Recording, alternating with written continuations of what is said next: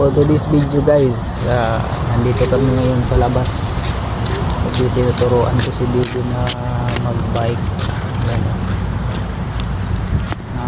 Since beginner pa siya, sinabihan ko siya na you have to master balance lang sa siya, balance muna kasi hindi pa siya marunong, pero ang bilis niya, tingnan niyo, marunong na siya mag-balance. Yan, pag na-master na yan, next day ano na naman, yung may kasama ng yung padjak,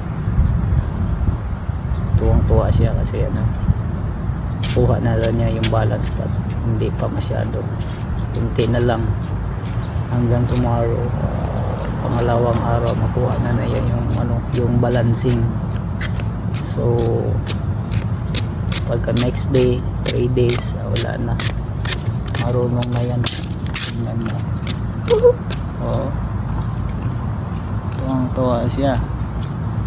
Bago kasi yung bisikleta na binilhan siya ng bisikleta ng tatay.